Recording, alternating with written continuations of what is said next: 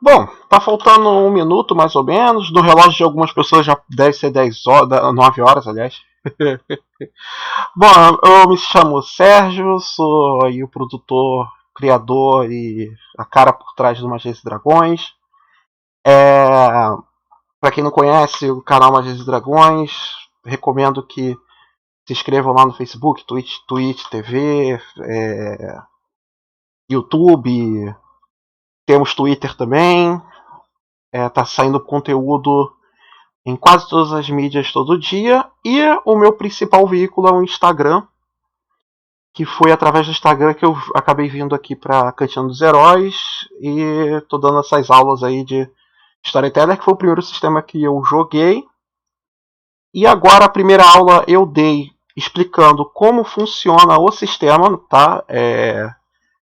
Como é que funcionam a maioria das rolagens, como é que o sistema funciona.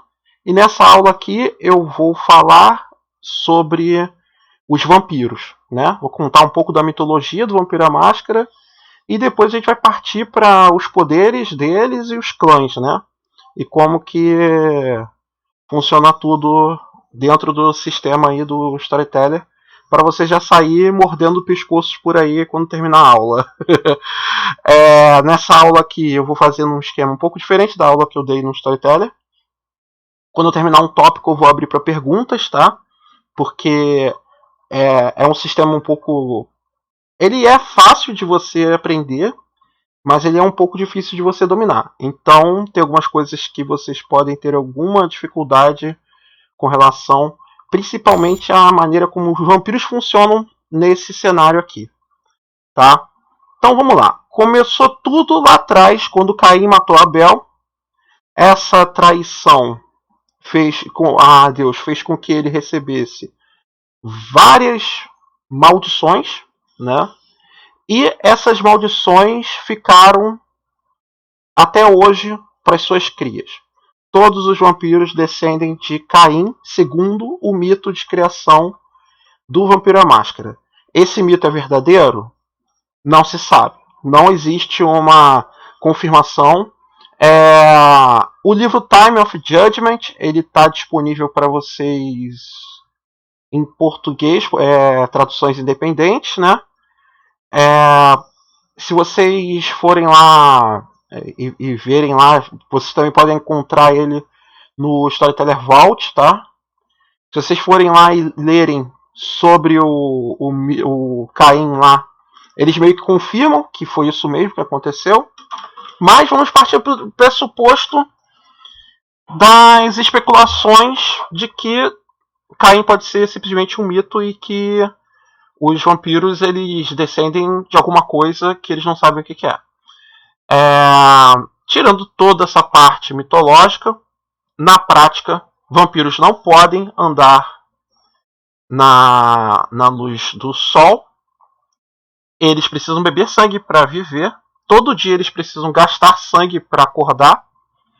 Eles têm uma maldição com relação ao coração deles, que se eles forem perfurados por estacas de madeira, se eu não me engano, de castanha.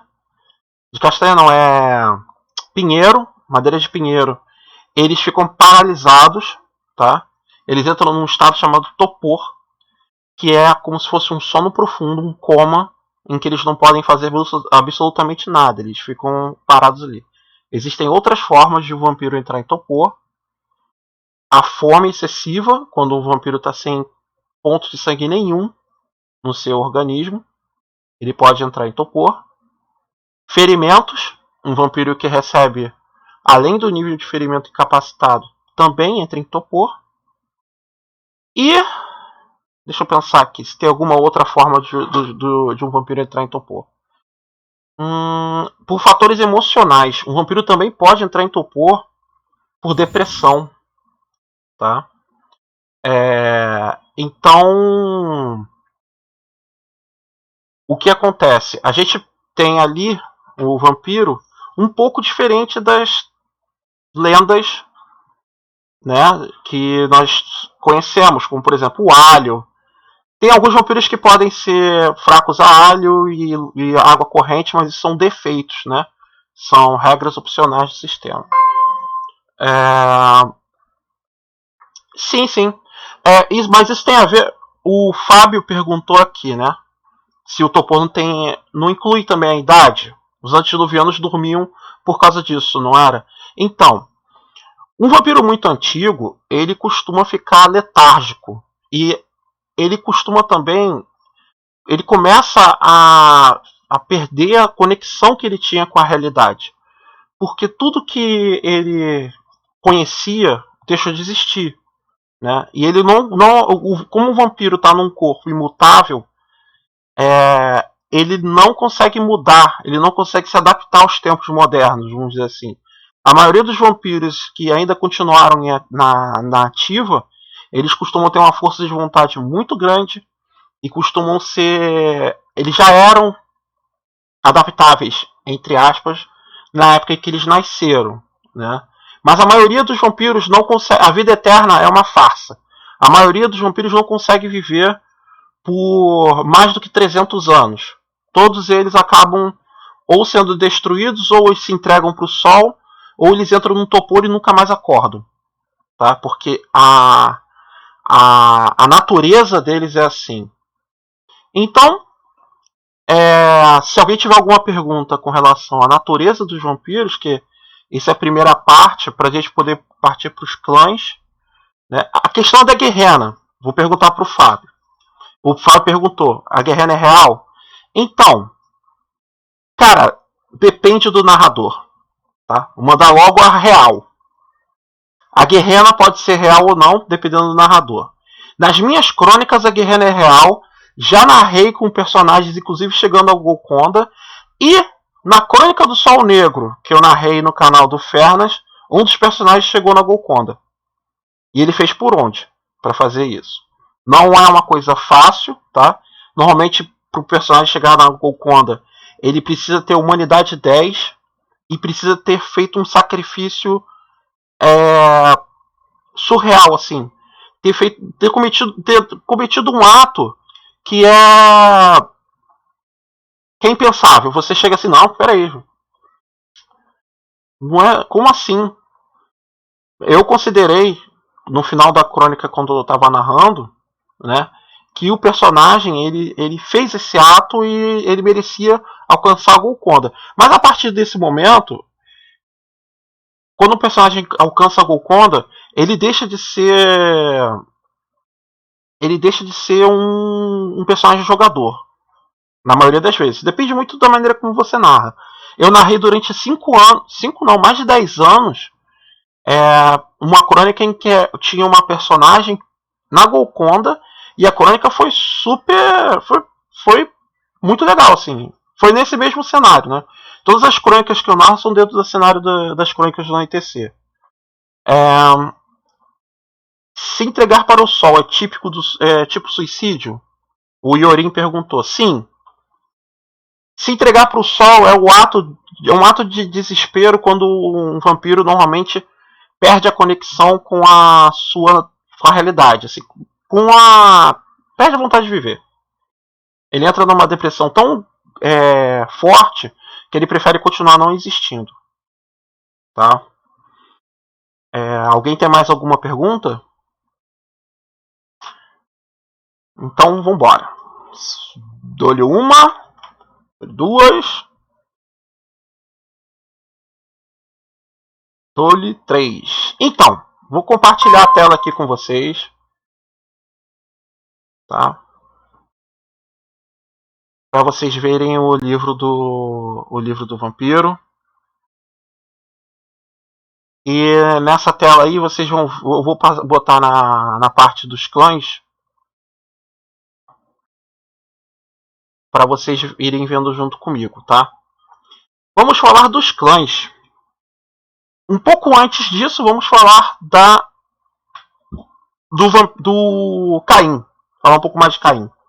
Caim abraçou 3 vampiros, 3 pessoas na época, porque ele se sentia só, né? Depois das maldições que Deus colocou nele. Né? Você se sentia só e tal, foi lá e nhaco em 3 pessoas. Essas 3 pessoas se transformaram nos 3 vampiros e abraçaram outras 13, tá? Não lembro de cabeça a composição, tá? Mas vocês podem consultar o livro da... Isso aí tá descrito no... naquele livro lá da cidade. Ih, meu Deus, como é que é o nome? São Paulo by Night? Alguma coisa assim? Não. O livro que conta a origem de Caim. O livro de Nod. Eu falo que é o livro da cidade porque o nome da cidade é o nome da primeira cidade, tá? O livro de Nod. Lá tá dizendo... Lá, é um livro fininho, é uma leitura fácil, tá?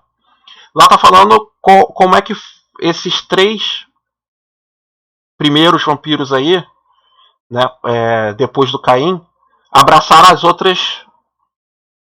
outras vampiras lá, né? Abraçaram os outros vampiros e eles fizeram essa confusão que é hoje o vampiro.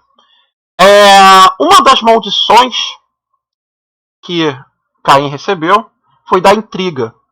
Os vampiros eles se odeiam, até os de mesmo clã. E isso é chamado de Jihad, a guerra infinita, né? Os vampiros sempre vão estar em guerra porque eles odeiam o que eles são e odeiam a natureza do que eles são.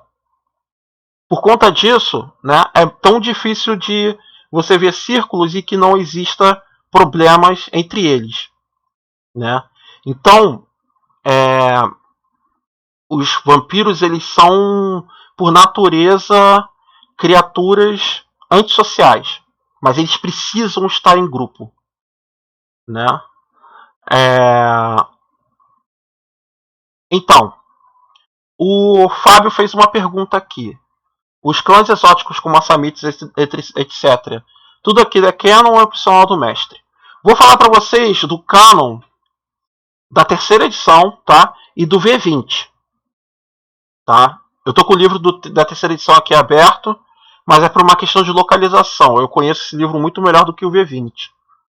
Mas agora vamos lá, explicar para vocês como é que funciona esse negócio de clã e a questão do canon, né? Da terceira edição. Existem 13 clãs primordiais. 13, tá? E eu vou apresentar cada um deles agora. Os Bruhá, né? Os Bruhá são acho que é o clã mais famoso. Quem são os motoqueiros fodões e tal. O apelido deles, inclusive, é Ralé. Mas na realidade, os Bruhá eram grandes reis filósofos da antiguidade que decaíram com o tempo foi passando. O clã degradou, né? E isso tem a ver com a origem verdadeira do clã. Esses Bruhá que estão aí não são os verdadeiros Bruhá. Existe uma linhagem chamada Trubruhá, que ela foi apresentada no Companheiro do Narrador na época, né, lá quando estava terminando quando estavam terminando a terceira edição, eles fizeram um livro chamado Companheiro do Narrador e apresentaram o Trubruhá. O Trubruhá ele já tinha sido apresentado antes com uma linhagem, mas a história canônica mesmo deles é que eles são o verdadeiro clã e que esse clã aqui, Bruhá, é uma linhagem daquele clã de lá.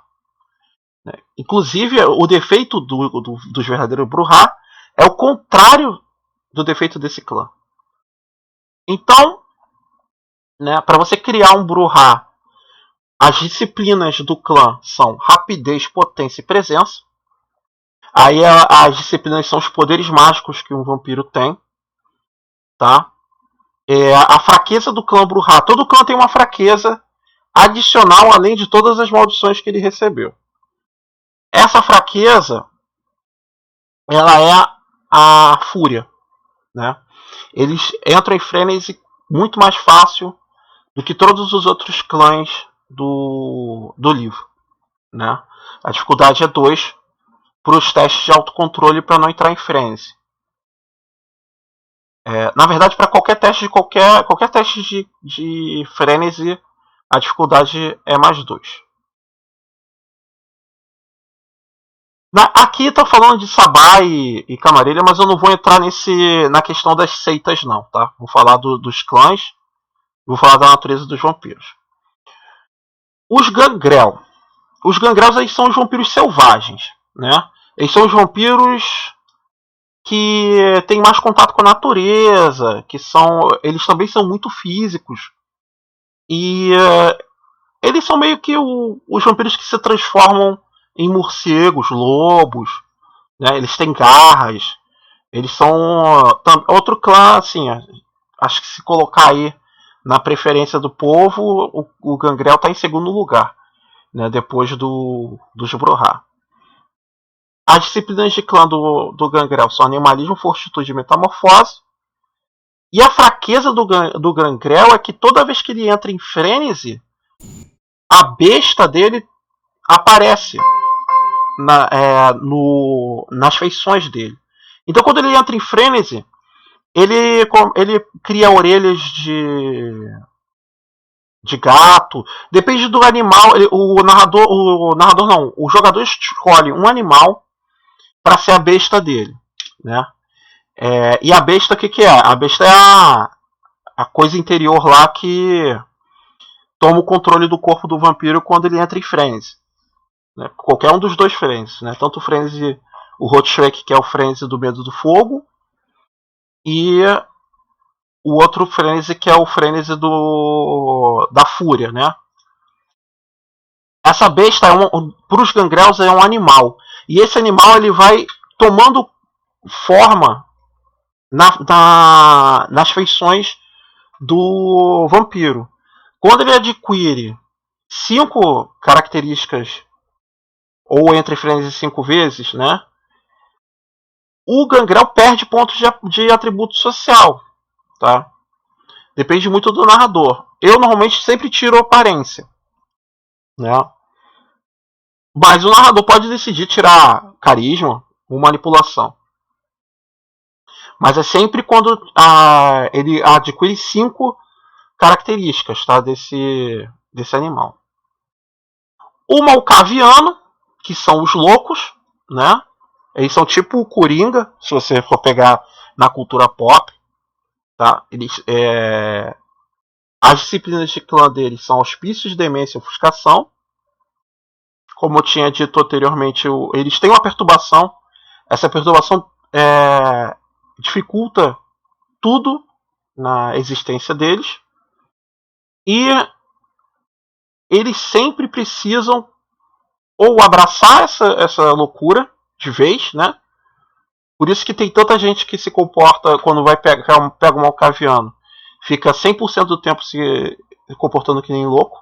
Ou então, ele precisa abafar essa loucura de todo jeito, né? E toda vez que um Malkaviano vai entrar em alguma desses problemas, vai ter algum problema sério, ele precisa fazer um teste para ver de força de vontade para ver se essa maldição não aparece, né? E começa a perturbar a mente dele. Os Nosferatu, eles são a lenda que existia na antiga Eslávia dos vampiros que eram verdadeiros monstros comedores de cadáveres, né?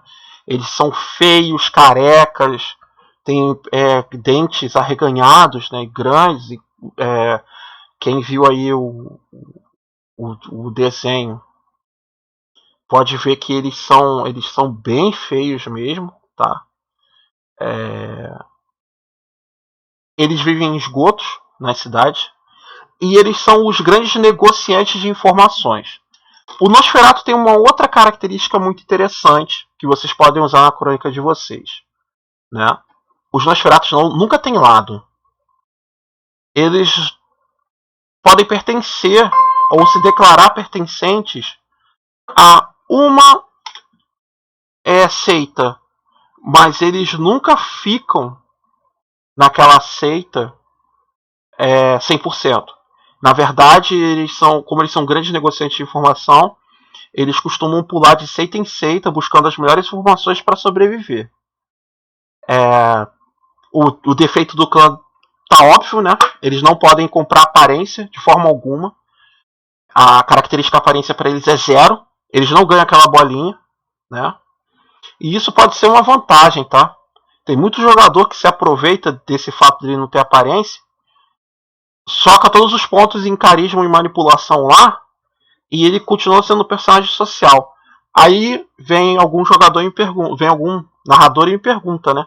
Mas como, Sérgio? Bom, eles têm um poder chamado ofuscação. E, para melhorar tudo, eles têm animalismo também. E o animalismo é uma rede de espiões perfeita, porque ele pode conversar com os animais. Então, se ele treinar os animais que ele está... que vão fornecer informação para ele, ele tem uma gama infinita de personagens para dar informações o tempo inteiro para ele. E isso acabou acontecendo na Crônica do Sol Negro também, o jogador que tinha lá. Né? Tinha um Nosferatu, o Mesmero, que ele era a grande fonte de informações do grupo. Né? E eles têm potência também, são super fortes. Potência é super força. Aí vem o clã Toreador.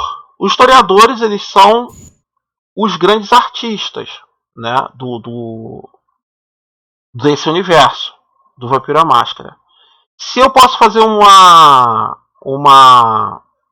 paralelo direto, eu considero o Lestat do Entrevista com o Vampiro, o personagem que o Tom Cruise fez, um toreador. Isso gera um pouquinho de polêmica, né? Porque cada um tem uma interpretação diferente daquele filme. Mas eu considero o Lestat a representação perfeita de um toreador.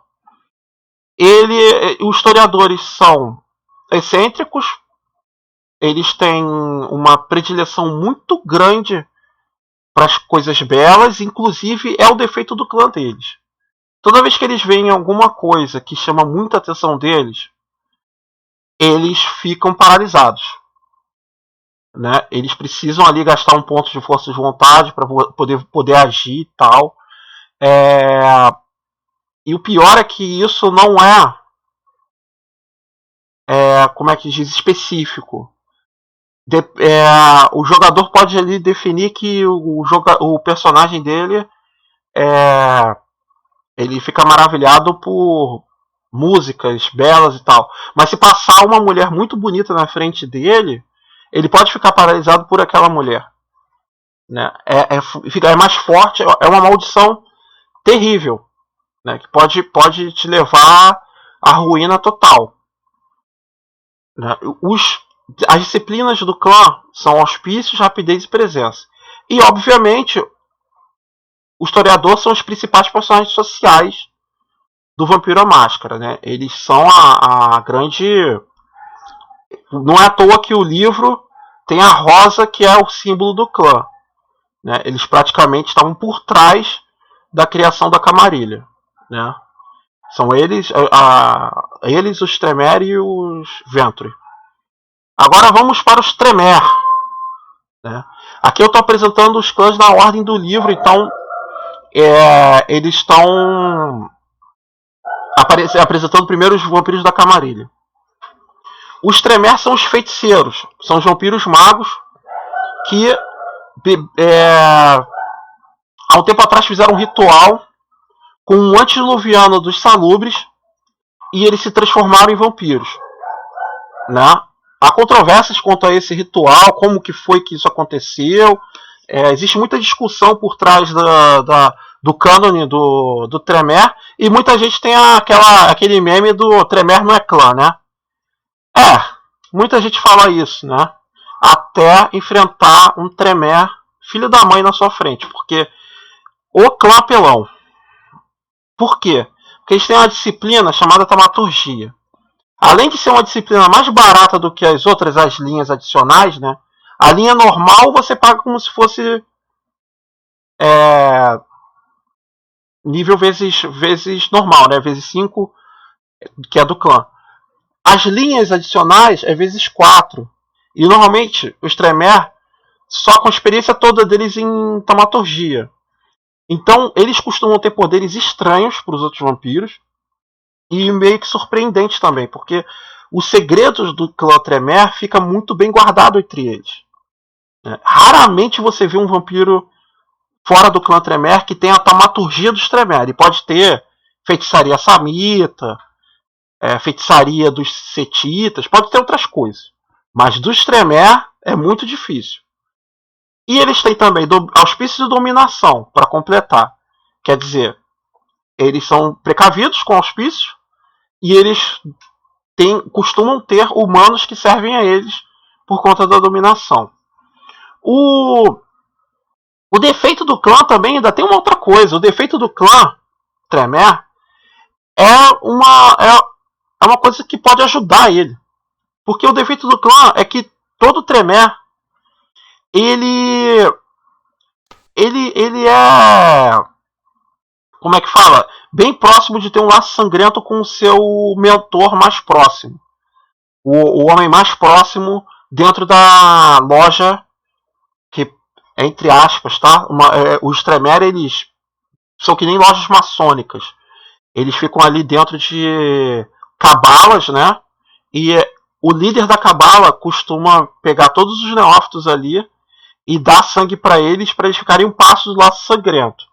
O laço sangrento ele é uma condição que os vampiros se apaixonam pela pessoa que deu sangue para eles, né, e obedecem todas as ordens desse vampiro. Ah, mas por que você falou que isso é uma vantagem? Porque isso... Por que um outro Tremere iria colocar outro Tremere em perigo? Né?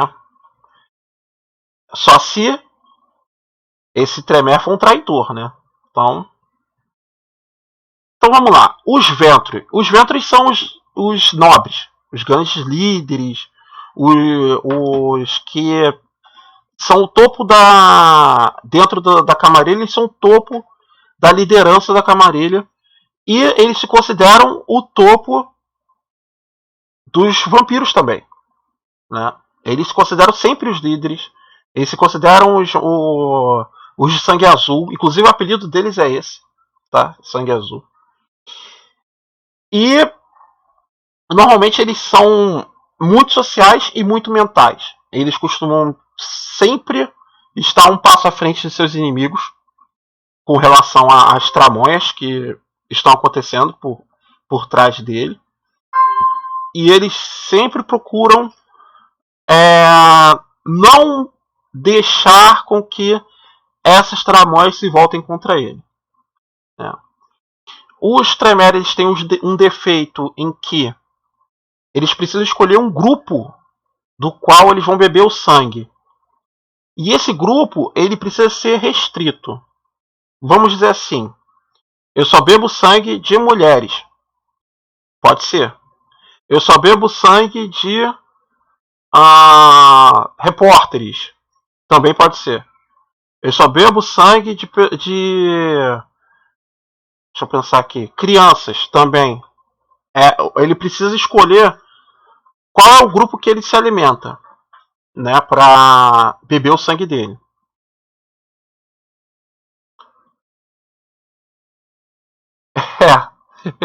Vamos lá. As disciplinas de clã é dominação, fortitude e presença. A fortitude é a disciplina que absorve dano. Dominação é para dominar seres humanos, né? E a presença é para você aumentar a maneira como você se apresenta na frente das pessoas. Daqui a pouco a gente vai para as disciplinas.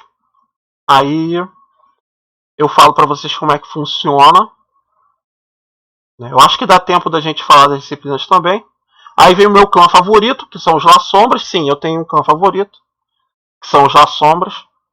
É um clã que eles são muito ligados à questão religiosa da Igreja Católica, né? Eles abraçam rituais católicos também. E eles têm uma proximidade assim com a sombra, né? Muita gente fala que a sombra na verdade é uma sombra.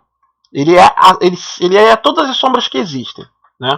Tudo que a luz transforma em sombra, é o clã, é o primeiro La Sombra lá, né? Os La Sombras, eles têm um defeito em que a imagem deles não aparece em espelhos nem em nada espelhado. E eles não aparecem em gravações também. Esse defeito de clã é um defeito bizarro, principalmente para os dias de hoje. Gente, quem é que não tem um celular hoje em dia? Imagina o clã na sombra, os caras andando na rua. As disciplinas de clã são dominação, tenebrosidade e potência. E eles são meio que os antagonistas dos Ventre. Eles ocupam o mesmo local, tá? Com relação à questão da liderança, com relação à questão do financeira. Eles costumam brigar com os Ventre em todos os cantos por conta desses locais em que os Ventures estão, né? Vamos pro clã Tizimice. Eu também gosto muito desse clã, tá? Eu admito. Esse clã aqui, eles se basearam nas lendas romenas para criar ele. Inclusive o Drácula no canon do Vampiro à Máscara, ele é um Tizimice. Eles podem moldar o corpo deles, né? E eles são um clã bizarro. Por quê? Eles têm várias linhagens diferentes. O sangue deles modificou de várias maneiras, né? Para eu explicar tudo do clã Tizimice, teria que ter um local só para falar, só uma aula só para os Tizimice, porque eles têm milhares de famílias de carniçais que eles criaram através de modificações do sangue. Assim, o clã Tizimice, ele é gigante em termos de lendas, em termos de histórias, em termos de tudo, né? Mas é um clã em extinção, vamos dizer assim. Por quê? Porque os Tizimice, eles têm o pior defeito de todos. Eles precisam ter a terra natal deles junto com eles. Um punhado de terra natal junto com eles, sempre. Senão, eles caem em topor. Eles são territorialistas demais. Então, se você vai até a terra natal deles, destrói a terra natal deles, acabou. Entendeu? O clã Tizimice, eles têm as disciplinas. O clã é normal, né? Animalismo, auspícios e vicissitude. E vicissitude é uma disciplina que há controvérsias quanto à origem dela, tá? Muita gente fala que ela é recente, muita gente fala que ela é do clã original. Mas, como eu disse, é muita coisa. Mas é um clã interessantíssimo para vocês buscarem a história deles. Eu recomendo, é um negócio que vai dar profundidade na crônica de vocês, se vocês tiverem bons Tizimices para serem antagonistas ou não, tá? Agora vamos para os independentes. Saímos do Sabá, vamos para os independentes. O clã Samita. Agora eu vou responder a pergunta do Storm. O clã Samita, na segunda cidade, que foi a cidade que os antediluvianos criaram, e junto com Caim, para se integrarem os seres humanos aos vampiros e tal, os assamitas, eles eram juízes dessa cidade. Eles não eram assamitas, eles não eram assassinos, né? Eles não eram assassinos sanguinolentos canibais. Eles eram um clã que estavam ali praticamente do lado direito do trono de Caim, né? Então, os assamitas, eles se tornaram um clã especialista em assassinatos depois, lá em 1102. Inclusive, a crônica que eu vou narrar no O Punhal Negro, que é a crônica que eu vou narrar aqui na Cantina dos Heróis, eu vou contar um pouco da história do porquê que os assamitas ficaram desse jeito. Em 1102, eles começaram a lutar contra o Império Bizâncio e criaram uma seita de assassinos justamente por isso, para poder lutar contra o Império, e eles permaneceram dessa forma. Em algum momento ali dos anos 90, eles sofreram com do século minto. Foi lá no século 18, 19. No século 19, os Tremere, temendo o grande poder que tinha o clã Samita, e o clã Samita não tinha concordado em entrar para Camarilla na época, né? O clã Tremere colocou uma maldição nos Assamitas que afetou todo o clã. Eles tinham que beber sangue. Eles não podiam mais beber sangue de vampiros. Eles tomavam dano agravado se eles fizessem isso. Por quê? O clã Samita também era conhecido por serem canibais, tá? Eles bebem o sangue dos outros vampiros para ganhar poder. E isso tem a ver com as pregações de Hakim, que foi o seu fundador, tá? O membro fundador ali do clã Samita. Ele acreditava que ou o vampiro abraçava lá a trilha da sabedoria, a trilha do sangue, que é a trilha que os assamitas mais fanáticos seguem, ou ele merecia destruição e ser canibalizado, ser diablerizado, né? Que é o termo que se usa. Ou amaranto, né? Os mais antigos chamam de amaranto, os atuais chamam de diablé. As disciplinas do clã Samita são rapidez, ofuscação e quietos. E quem gosta de combo, Jesus Cristo, o clã Samita é o que mais tem combo. Jogador combeiro, quando vem algum combeiro querendo jogar de Samita comigo, eu já falo logo, ó, nas minhas crônicas não adianta usar combo não. Vamos lá, vamos para os seguidores de Sete. Chegamos nas cobrinhas. Os seguidores de Sete, eles não acreditam que Caim foi o primeiro vampiro. Eles acreditam que Sete foi o primeiro vampiro e que Sete é quem deu o dom do vampirismo para Caim, né? Eles acreditam uma coisa inversa, né? E os setitas, eles são a contraparte dos Nosferatu. Eles também são extremamente ardilosos, eles também são negociantes de informação, eles são muito sociáveis, tá? E todo mundo desconfia dos setitas, muito parecido com o Nosferatu. O defeito dos setitas é que eles sofrem dano de fogo ou luz solar dobrado, e que eles não podem, nem em lua cheia, eles podem ficar diretamente embaixo da lua cheia, que eles podem tomar dano letal, né? Então jogar de setita é uma coisa complicada, né? Agora vamos para as disciplinas. Ofuscação, presença em serpentis, são as disciplinas do clã setita. E atualmente os setitas eles não são muito numerosos, não estão muito numerosos, né? Eles passaram por vários problemas na terceira edição. E eu acredito até que na quinta edição, eu nem sei se os setitas continuam existindo, tá? Porque por conta desse negócio deles serem muito parecidos com os Nosferatus, com relação ao campo que eles exploram, eu acho que foi um dos clãs que a White Wolf ou deixou pra lá, ou vai colocar em algum suplemento. Eu não lembro de ter visto setita na quinta edição, não. Vamos para os Giovanni. Os Giovanni são os vampiros italianos, tá? O Bela Lugosa, os vampiros lá, fanfarrões, vamos dizer assim. E eles são os vampiros que manipulam a morte. O poder deles, necromancia, é o poder que pode ressuscitar criaturas, aliás, criar zumbis, né? Não é bem ressuscitar, né?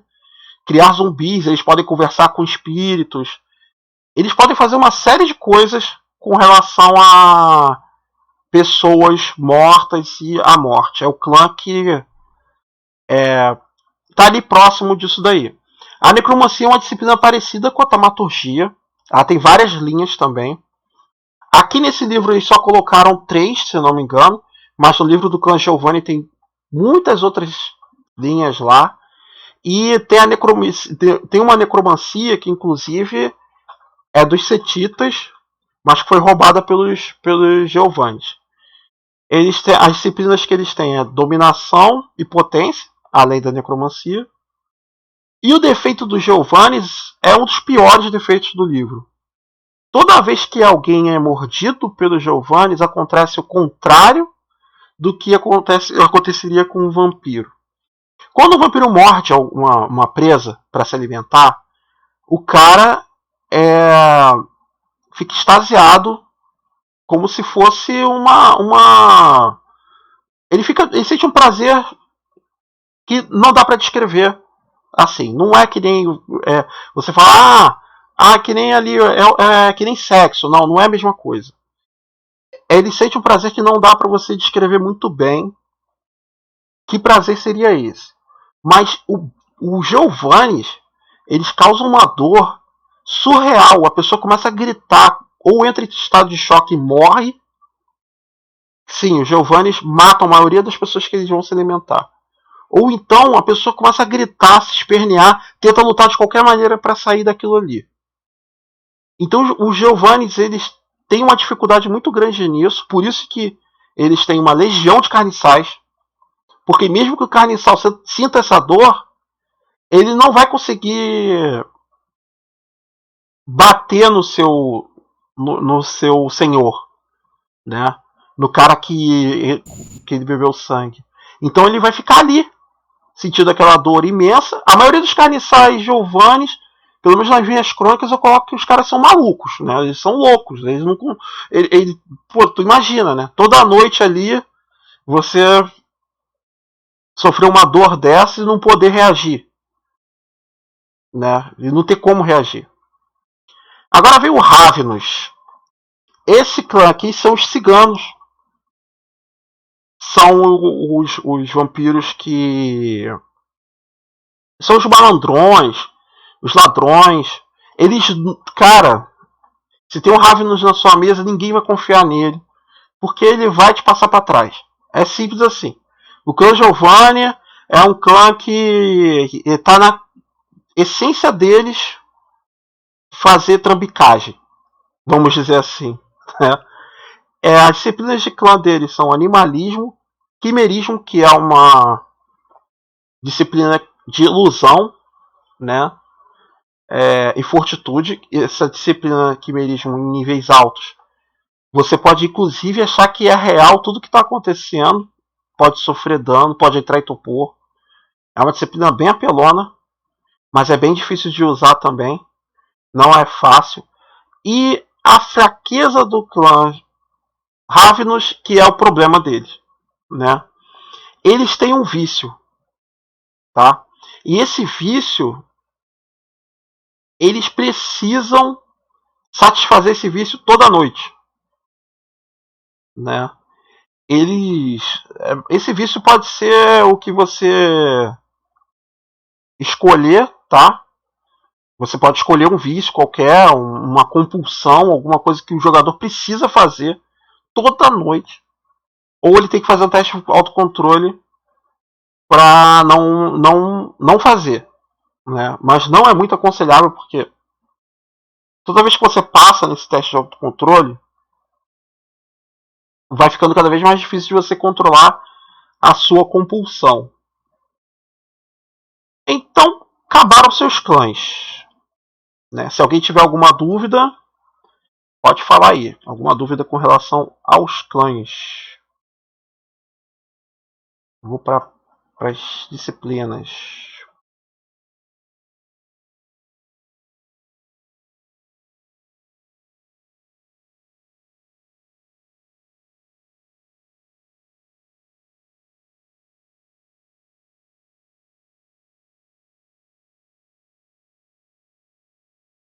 Sim, Scythe, né? Scythe.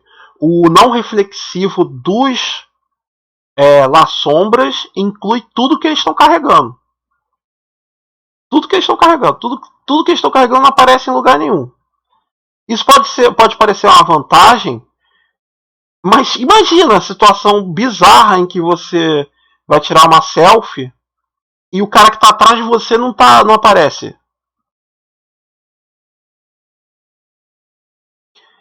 Mestiços. Jason, explica melhor isso. Clãs de mestiços.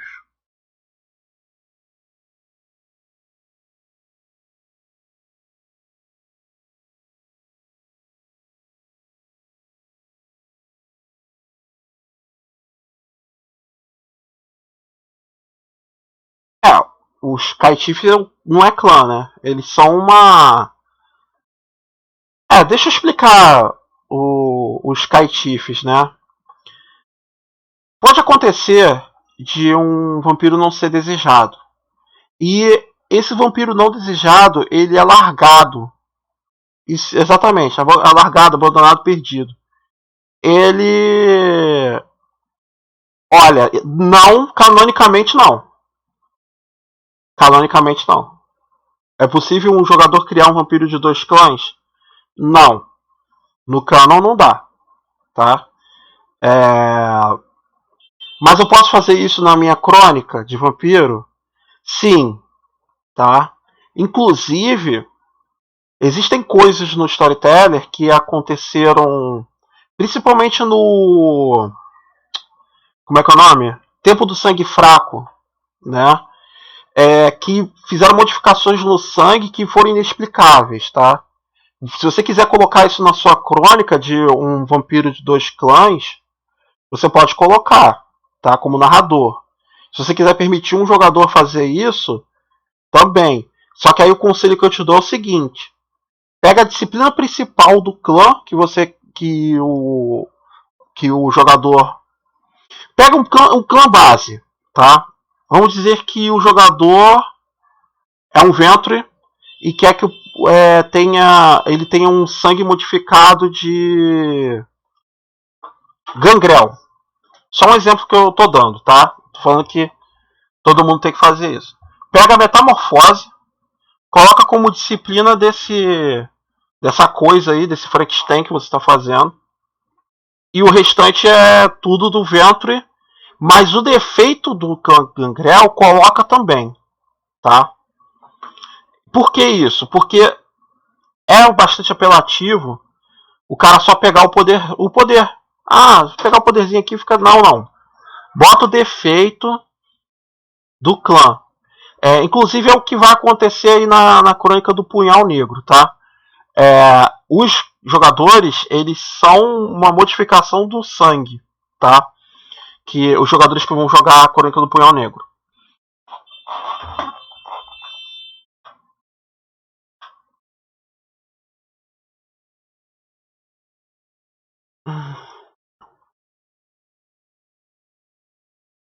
Também, existe essa possibilidade de jogar de Caitife para pegar disciplinas de clãs. De qualquer clã. Depende do narrador autorizar ou não. Sim, o clã Caitife é ruim. Assim, o clã Caitife acho que é o pior. Não é clã, né? É você não ter uma origem. Né? Você não tem aliados. Na maioria das vezes um Caitife chega ao fim, é destruído. Né? Ele não é. Ele é um grande peão dentro da Jihad, que é a Guerra Infinita. Agora, deixa eu só falar uma coisa antes da gente continuar aí para as disciplinas, tá? Uma das maldições que Caim sofreu foi a luz do sol, mas não é só o sol que causa dano agravado, fogo também causa. Existem 3 tipos de dano no Vampiro à Máscara: o contusivo, o letal e o agravado. Os vampiros, eles reduzem todo o dano contusivo pela metade. Então, se ele toma 10 de dano contusivo, na verdade ele só recebe 5 de dano e ele ainda pode absorver com vigor.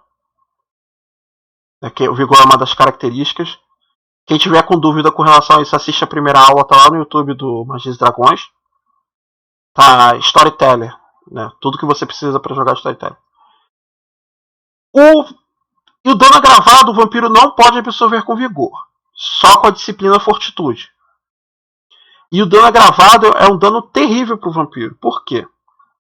Para um vampiro recuperar um nível de dano agravado, ele precisa gastar 5 pontos de sangue. E ele só vai curar um nível naquela noite.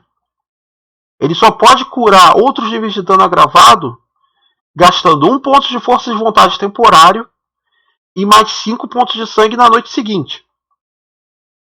E ele tem que ir fazendo isso para ele conseguir recuperar todos os danos agravados. Então, se você toma 5 de dano agravado, deixa a ficha ali de canto, não faça nenhuma ação física nem nada do tipo. Pergunta pro seu narrador se você pode trocar de personagem.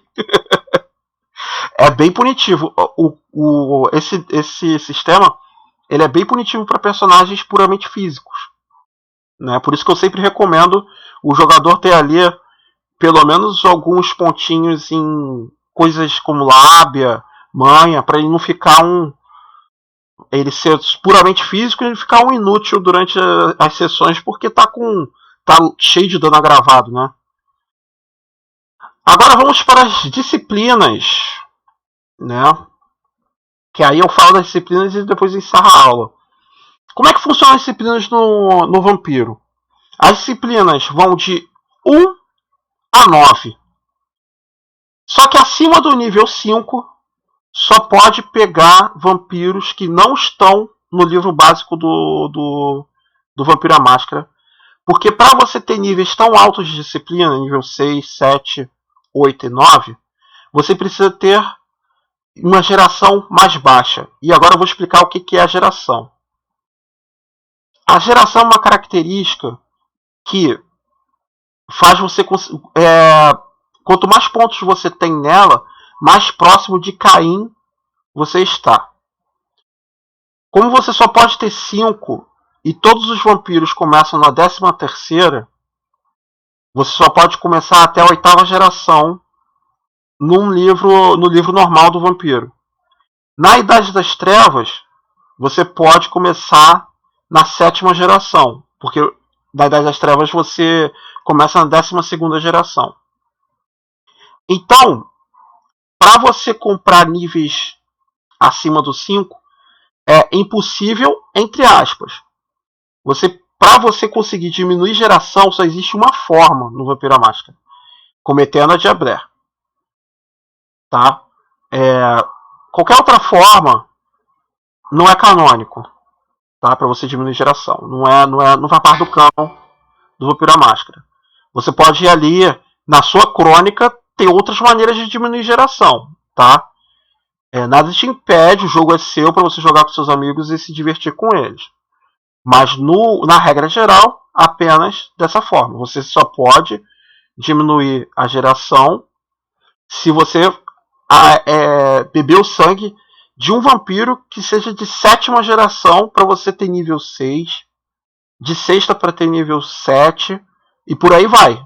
Até chegar na 4ª geração em que você pode ter nível 9. Né? Mas isso é praticamente impossível. Os vampiros de geração 7, eles são muito poderosos. É muito difícil você encontrar um dando sopa, principalmente nas noites atuais. Então, dito isso, né, vamos para as disciplinas. O animalismo é a disciplina que vários clãs aí que eu falei têm. É uma disciplina geral, entre aspas, né? É uma disciplina fácil de se aprender, ela não é um segredo entre os vampiros. E ela é a disciplina que controla os animais. Você pode conversar com eles, pode convocar eles. Eu não vou falar nível por nível porque vai ficar meio maçante, tá? Mas basicamente o que você precisa ter alto. Vou dar umas dicas aqui para quem joga vampiro, tá? Se você pegou animalismo na sua ficha, você precisa ter carisma alto, sobrevivência e empatia com animais. De resto, você não precisa ter pontuações muito altas não, tá? Manipulação é bom. Aqui tem um nível aqui, a Camara Besta, né? Manipulação e intimidação. É bom ter também. Dominar o espírito, que você controla o animal, e expulsando a besta poder muito apelão. Por quê? Você pode pegar um vampiro que está em frenesi, tirar a besta dele e colocar em outro. Você pode transferir a besta do cara para outro vampiro. Ou para um ser humano. Só que um vampiro sem besta, ele não pode recuperar forças de vontade. E ele fica meio letárgico. Tá? E um vampiro ficar muito tempo nesse estado sem besta, ele pode entrar em torpor, como eu já tinha dito anteriormente, né? Agora vamos para auspícios. Sentidos aguçados. Aumenta sua percepção. É basicamente isso, tá? O auspícios, ele é uma percepção do mundo exterior, tá? Ele é uma... Ele tem ali alguma relação com o mundo espiritual, mas ele está muito mais focado em você. É uma coisa interna. E você consegue também ter boas informações, porque tem um nível que você pode tocar coisas e saber informações daquela coisa. Você pode perceber a aura de outros personagens. Ah, mas para que serve perceber a aura? Não sei se vocês estão vendo aí, tem uma tabela aqui chamada Cores da Aura. Você pode ver qual é a emoção dos outros personagens naquele momento. Então, isso pode te ajudar com relação ao entretenimento, né?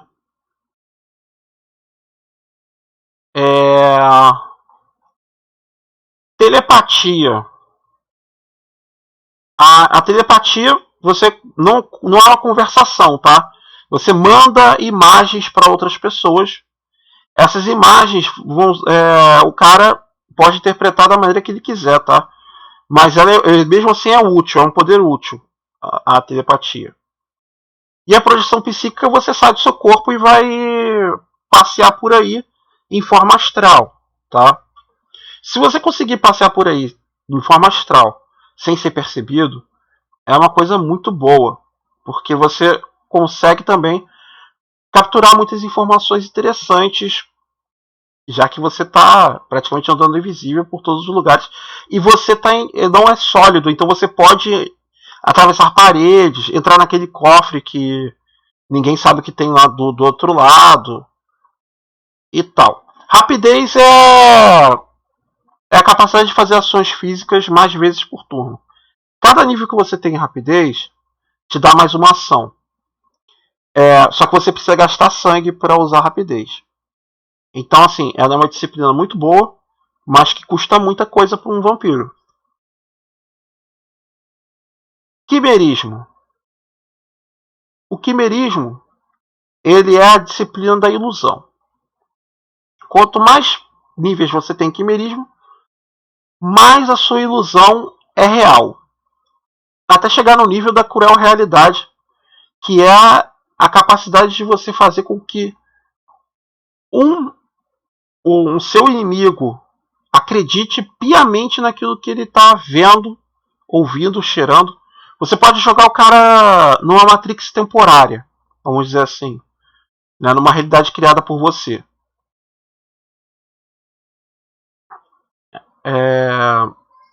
A demência, que é a capacidade de mexer com as emoções das pessoas, jogar a sua loucura para os outros, e isso tem consequências terríveis, porque, por exemplo, insanidade total pega em todo mundo, inclusive nos aliados. Se você está jogando de malcaviano, você tem que tomar muito cuidado quando você usa demência, porque é uma disciplina que não tem regras, assim, não tem uma... Ela vai pegar em quem estiver na frente e ela é muito fácil de você usar e é muito fácil de pegar também dos outros. Dominação. Dominação é a capacidade de dominar humanos. Você pode dominar vampiros com dominação? Até pode, mas é muito difícil. Tá? Depende muito da geração. A dominação ela obedece à regra de geração, então se você tem geração mais alta do que outro vampiro, você não consegue dominar o vampiro e vice-versa, tá? Os vampiros de geração mais baixa têm uma facilidade muito grande de dominar vampiros de geração mais alta.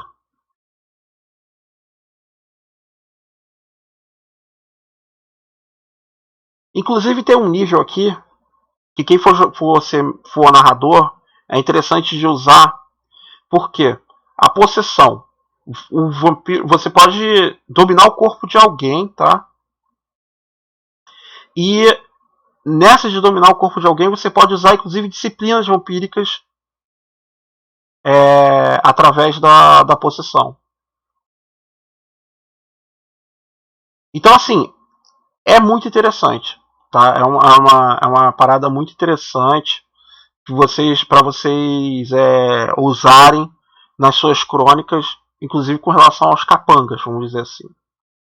A fortitude é a capacidade de absorver danos agravados. Qualquer tipo de dano, tá? Vocês podem absorver com fortitude. Mas danos agravados você só pode absorver com fortitude. Então, cada nível que você tem em fortitude te concede um dado de 10 faces para você absorver os danos, qualquer tipo de dano, inclusive agravados. A necromancia, como eu tinha dito, ela é uma disciplina que tem 3 linhas. Para cada linha que você for comprar, você precisa ter pelo menos 2 níveis da linha anterior. Exemplo, você vai comprar a linha do sepulcro. Para você comprar a linha dos ossos, você precisa ter pelo menos nível 2 em linha do sepulcro. Aí você só pode comprar o nível 1. Para você ter o nível 2 da linha dos ossos, você precisa ter nível 3 de linha do sepulcro e por aí vai. Quando você tem nível 5 da linha principal, essa regra passa a não existir mais, tá? Você pode comprar os níveis de linhas da maneira que você achar melhor. Né? E a necromancia é a capacidade de convocar mortos, fazer zumbi, você pode assombrar o sonho das pessoas, você pode fazer várias coisas, você pode roubar almas, você pode, depois que você roubou a alma do cara, colocar um demônio dentro. Tá aqui, ó, possessão demoníaca. É muito interessante. É uma das minhas disciplinas favoritas também. A linha das cinzas, que também é a mesma coisa, você pode murchar as pessoas e tal. E todas essas magias do sangue, eles têm umas coisas chamadas rituais necromânticos. Tem rituais, né? E os rituais são poderes que você pode comprar, mas você só pode ter os níveis de ritual igual ao nível da sua linha principal. Você pode comprar vários rituais lá. Aqui só tem 5 rituais, mas no livro do Canjovani tem muito mais. A ofuscação é a invisibilidade, tá? Ela tem vários níveis. Inclusive vocês podem se transformar em outras pessoas através da máscara das 1000 faces. Não se transformar de fato, vocês colocam uma ilusão para todos os que vão ver. E a ofuscação ela pode ser quebrada pelos auspícios, tá? Se você tem nível igual ou maior de auspícios, você pode quebrar a ofuscação.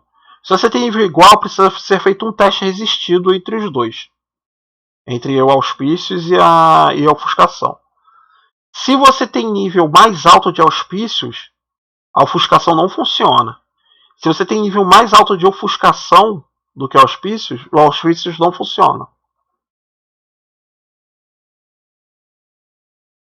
Inclusive você pode jogar no nível 5, você pode ofuscar o grupo inteiro. O seu grupo de personagens. Né? Aí vem a tenebrosidade, que é a capacidade de manipular as sombras. É a disciplina dos Tremere, dos da sombra, desculpa. É a disciplina principal deles. Você pode fazer várias coisas. Você pode se transformar numa sombra viva. Você pode fazer uma metamorfose sombria bizarra. Pessoas normais que veem a metamorfose sombria têm que fazer teste de coragem. Né? É uma disciplina bem interessante. A potência é super força. E a potência tem uma característica interessante. Todo teste de força, se você tem potência, você ganha o nível de potência como sucesso automático. Então vamos dizer que você vai saltar um prédio. Tá? Você tem potência 5, você salta automaticamente. Deixa eu ver se eu lembro de cabeça. Acho que são 15 metros, potência 5. Agora eu não lembro de cabeça ao certo, não, mas é quase isso, é quase 15 metros. É bastante coisa. Você pode saltar e não só saltar, né, causar danos também.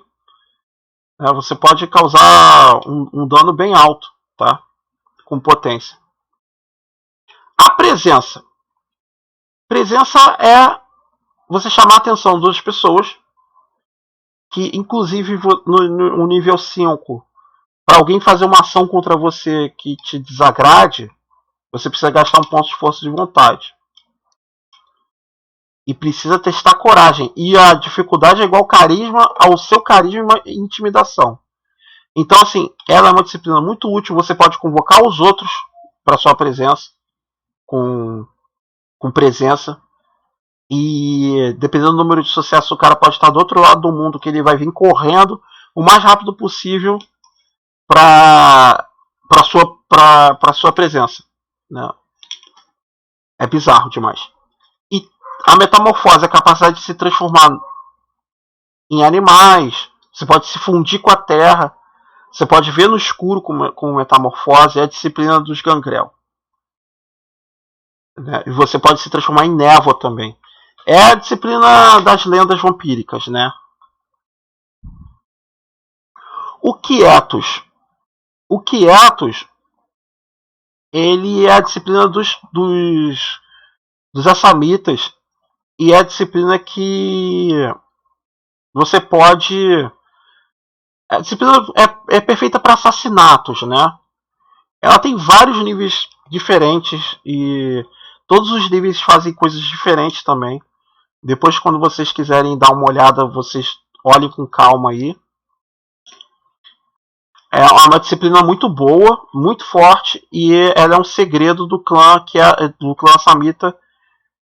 Quem for de fora do clã e aprender Quietos sem autorização do Grande Ancião sofre uma caçada sangrenta pelos assamitas no mundial, tá?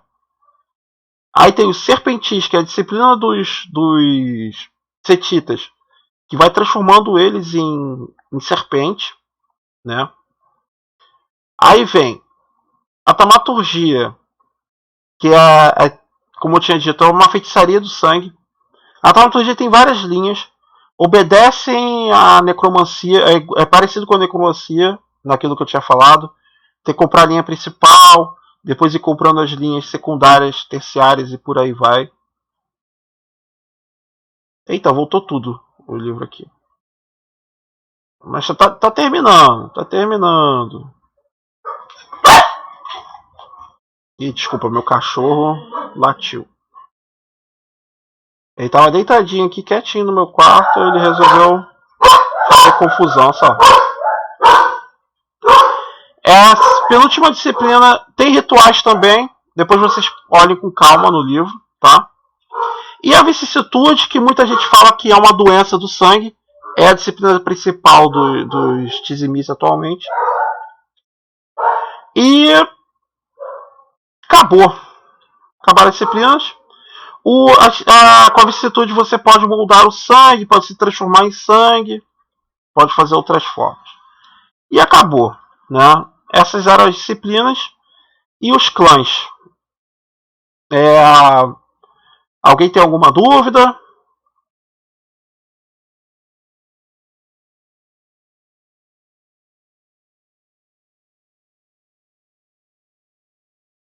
Quem quiser falar, pode falar também.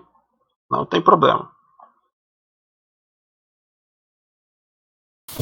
basicamente são, tipo assim, o mesmo livro do mestre vai ser o mesmo livro do jogador. Tu só vai fazer o personagem conforme as características que você quer pra determinar. Isso. E conforme a crônica que tu vai querer escrever. Isso. A vantagem do Vampiro à Máscara é que você só precisa do Vampiro à Máscara para jogar ele. Você precisa de nenhum outro livro. Ah, mas eu quero colocar lobisomem. Aqui no final do livro,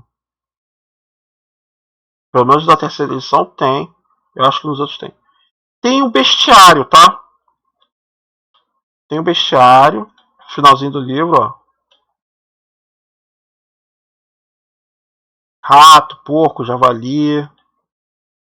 Tem várias outras criaturas. Qualquer coisa que não tenha no livro e você queira colocar, você pensa da seguinte forma: quantos níveis de vitalidade essa criatura vai ter? É fundamental você saber isso, tá? Se vai ser antagonista só de interpretação, nem precisa fazer ficha, tá? Você imagina ali que ele tenha quantos dados ele tenha de carisma e outras das características, né, principais. E é isso, cara. Rola a crônica sem medo. Você pode usar o mundo real como cenário, porque a gente está falando de mundo das trevas, é praticamente o mundo real que a gente vive. E é isso.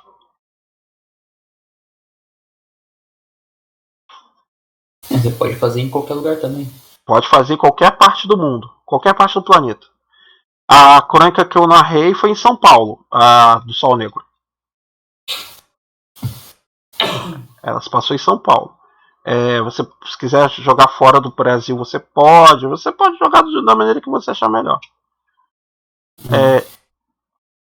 O sistema, como eu tinha dito na outra aula, é D10, né? Cada bolinha representa um D10 que você joga. A dificuldade padrão é 6. Ela pode aumentar ou diminuir, dependendo da circunstância. E as pontuações estão no livro e tal. Se você quiser ver a primeira aula que eu dei, eu explico tudo do sistema básico, tá? E só ficou faltando uma parada, cara, naquela primeira aula que eu vou incluir aqui nessa. E explicar como funciona a força de vontade. Força de vontade você tem um nível permanente, que é normalmente o que você testa.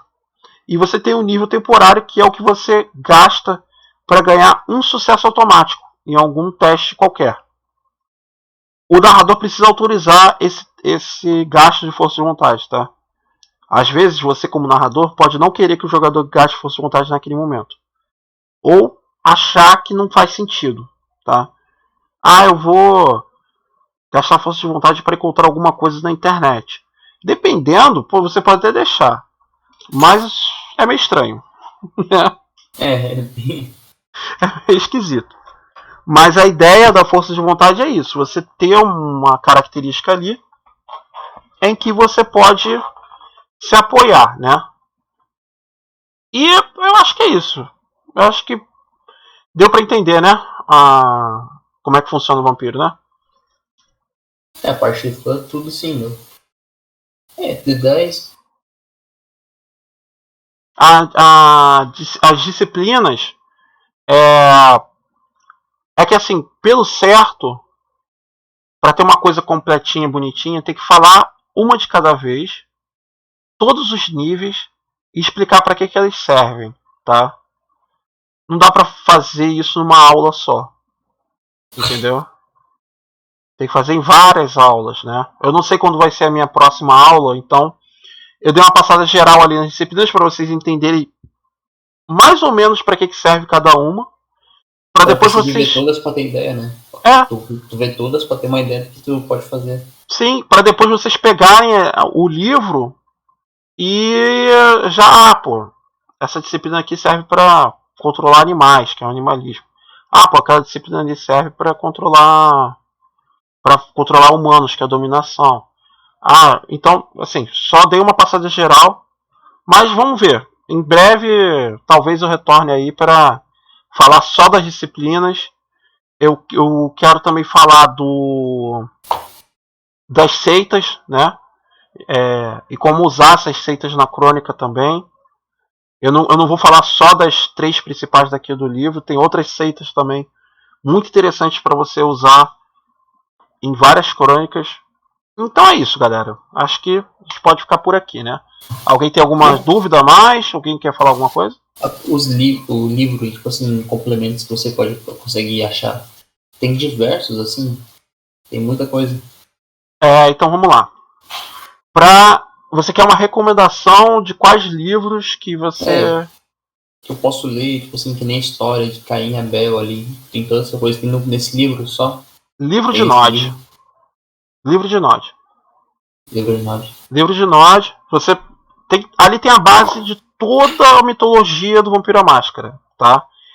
É uma leitura meio estranha, você fica meio perdido da primeira vez que lê. Às vezes, tá? Ele tem umas paradas que são parábolas, mas eles explicam no próprio livro lá, que é como se fosse uma bíblia vampírica, tá? Aquilo ali. Então, você tem que ler e não considerar como verdade verdadeira tudo que está escrito lá.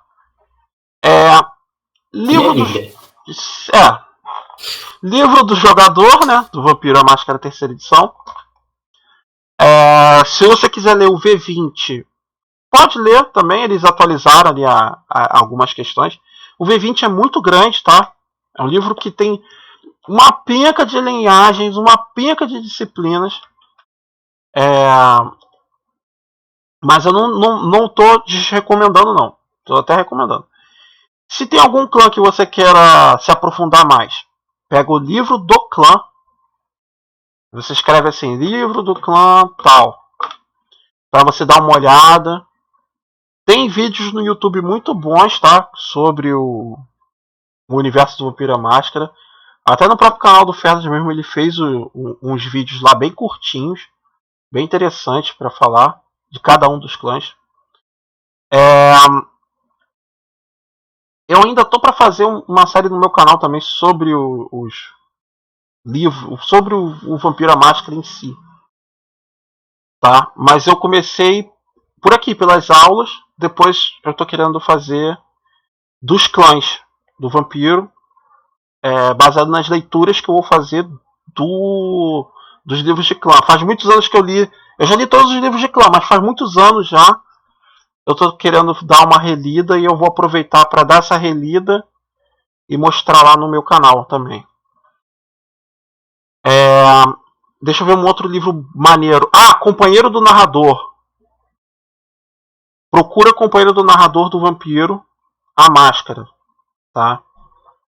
Essa leitura é praticamente obrigatória. Porque o Companheiro do Narrador ele vai te dar uma base para você ter um pouco de liberdade que muita gente não gosta, né? Quando eu falo assim, na sua crônica você pode fazer o que você quiser. Muita gente não gosta, muita gente só gosta de jogar dentro do cânone oficial da White Wolf, né? Eu penso assim que você está se divertindo com seus amigos e tal, e você pode tomar as liberdades que você achar melhor.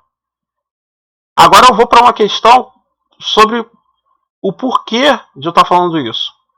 A White Wolf abriu a possibilidade para qualquer um que queira lançar livros do Vampiro à Máscara, lançar pelo Storyteller Vault. E atualmente eu estou trabalhando num livro do Vampiro à Máscara para lançar lá no Storyteller Vault, que é o livro baseado na Crônica do Sol Negro. Tá? Então por isso que eu estou falando assim que você leia o Companheiro do Narrador, que é um livro excelente, tá? É um livro que vai te dar várias ideias para quem quiser narrar Vampiro à Máscara.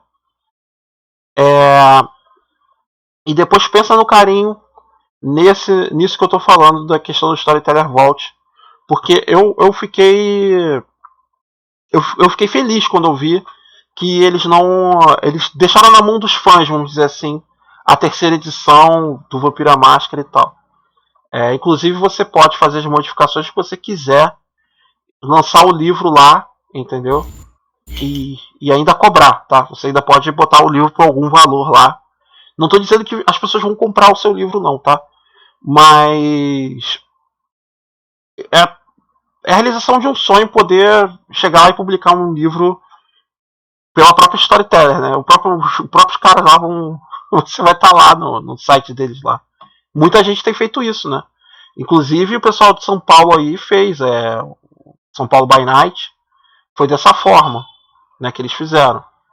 Tem um outro pessoal também de Belém que está trabalhando num livro, não sei ainda se eles lançaram, mas eles já estão dentro do World of Darkness, que é uma convenção do Vampiro à Máscara que eles fazem aí.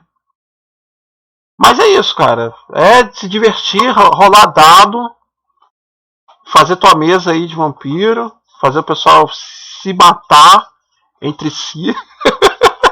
Não faça isso. Percebe-se porque o pessoal não fala que é só one shot, né? Não tem campanha. Vampiro é difícil. Todo mundo se mata, todo mundo tem poder. Sim, vampiro é difícil porque muita gente, a intriga é muito grande, né? O vampiro ele é muito complexo de você manter um grupo unido por muito tempo. No próprio Sol Negro, né, tem treta lá entre os personagens. e teve treta. E eles só se mantiveram unidos porque eles estavam... Sabe aquela história do tipo... Tamo ferrado, melhor a gente ficar junto, senão a gente vai morrer? Foi basicamente isso que aconteceu naquela crônica. Eles perceberam que eles estavam dentro de uma treta que era muito maior do que eles.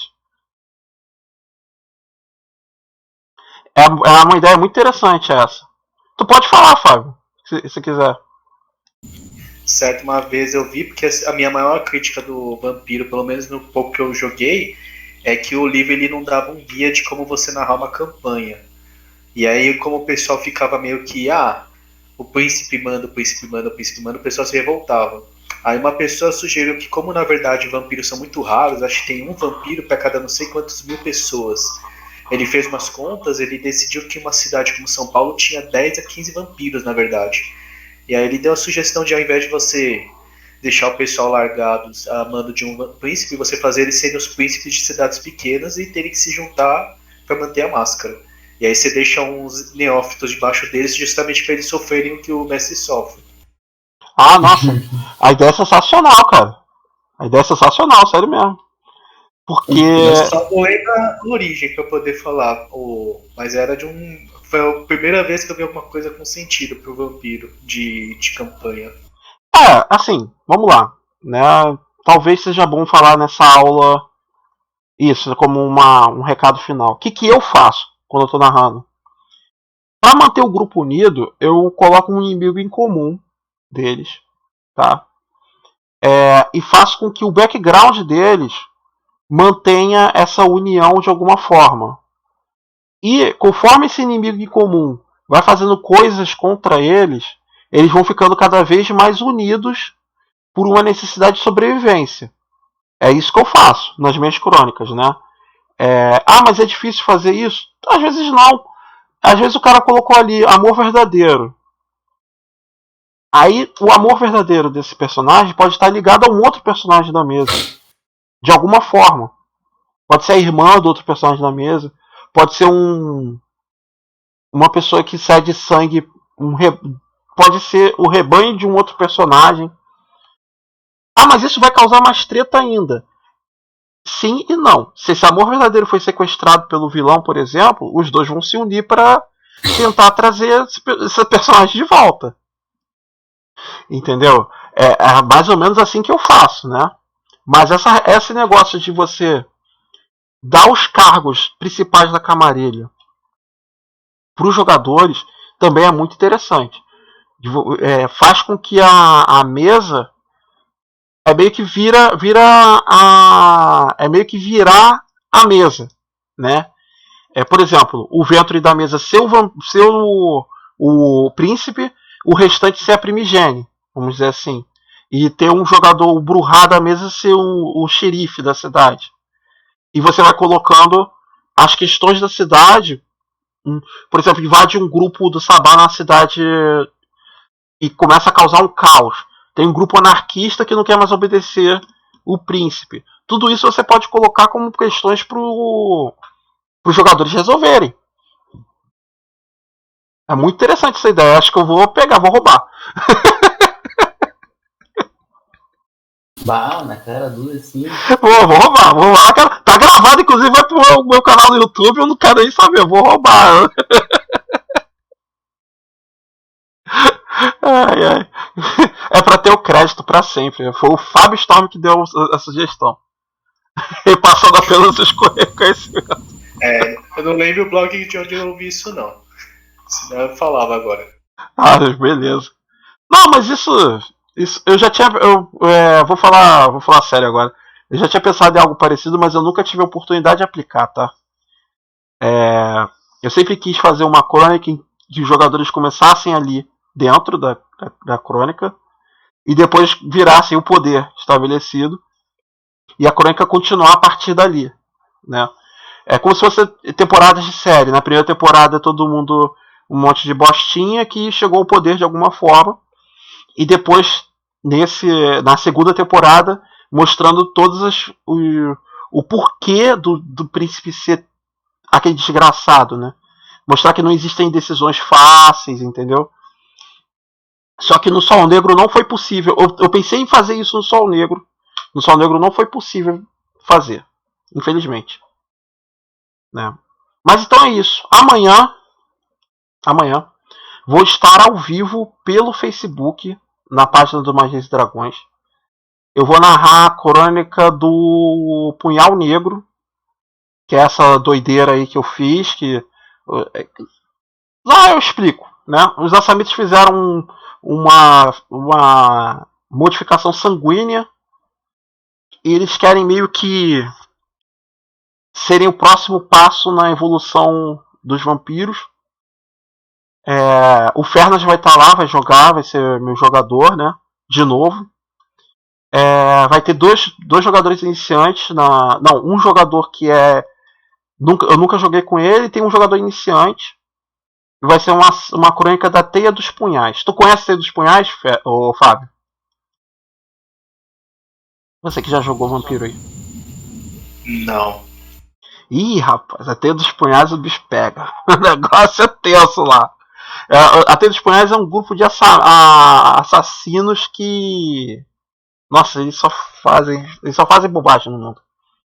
Se existe, assim, um grupo que eu posso falar que são super-heróis dentro do Vampiro à Máscara, são a Teia dos Punhais. Só que não existe herói no Mundo das Trevas, né?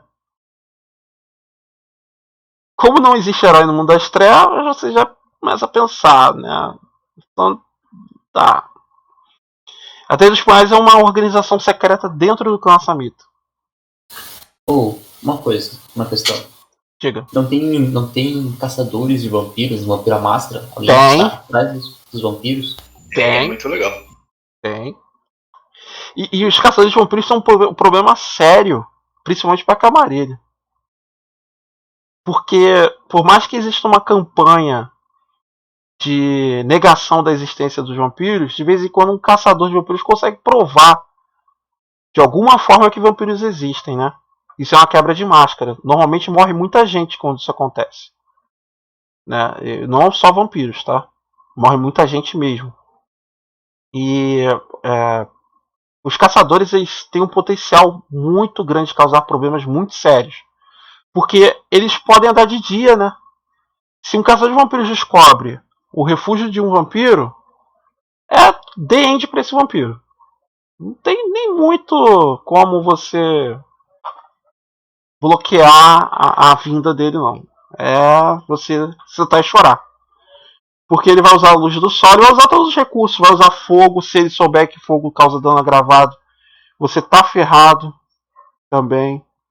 Mas eles não chegam a ter uma organização, né? Eles são pessoas específicas que fazem isso. Tem os caçadores que são considerados lobos solitários e tem os caçadores que são de organizações mesmo.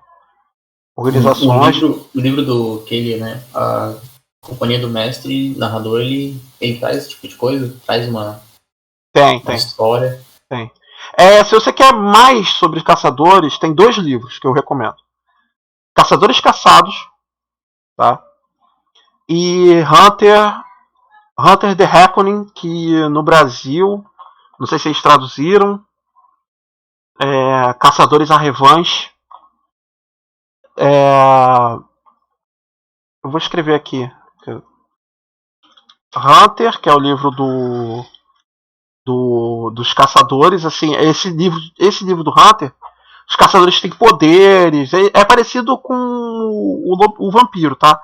Eles têm os poderizinhos lá. Eles não são tão fortes, mas também não são desprezíveis, né? E o Caçadores Caçados.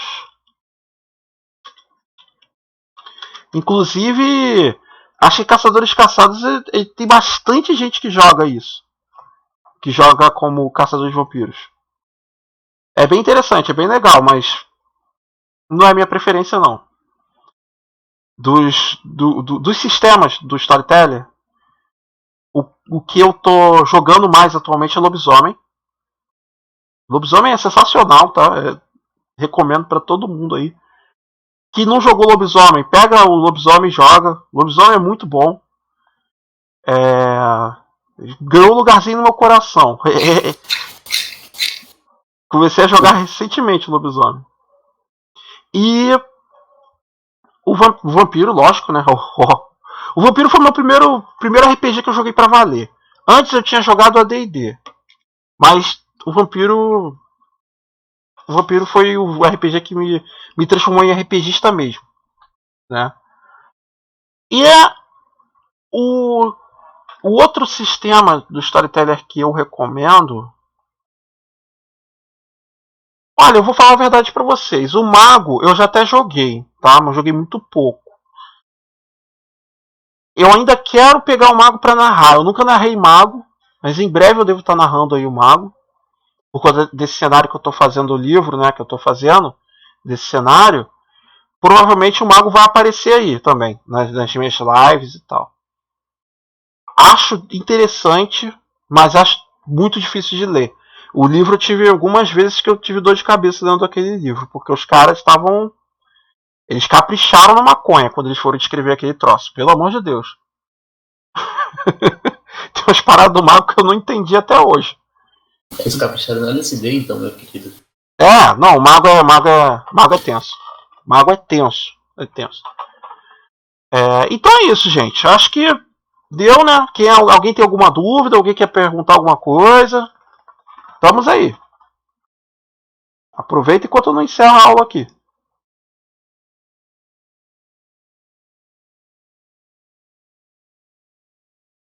Não? É isso? Foi?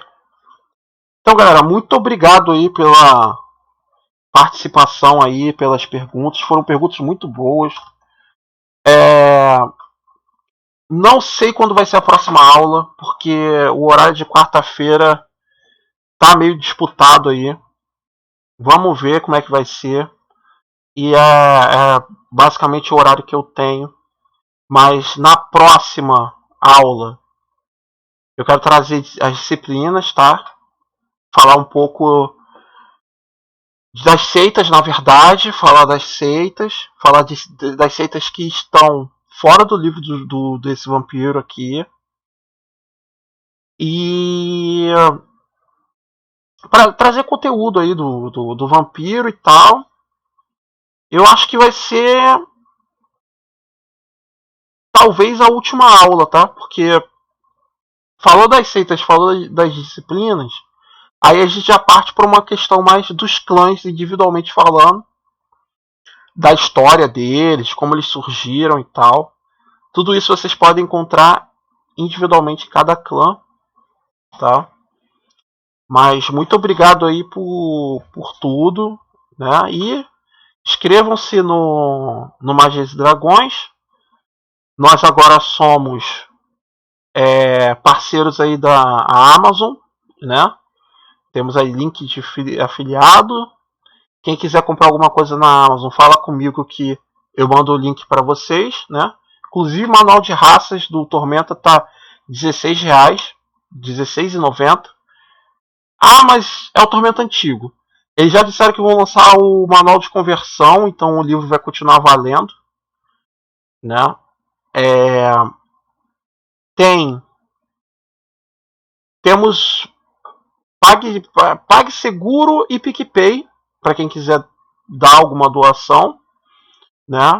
Não é obrigatório, mas quem der a doação, eu posso aí ajudar a fazer crônica, fazer ficha de vampiro, fazer ficha de D&D. Algum sistema que eu não falei aqui também a gente pode conversar sem problema nenhum. A gente pode jogar um RPG também, não só para quem contribuiu, tá? Mas para quem contribui vai ter uma prioridadezinha. E é isso, gente. Acho que é só isso tudo. Calma aí. Yorin tava digitando, desistiu? Pode falar aí.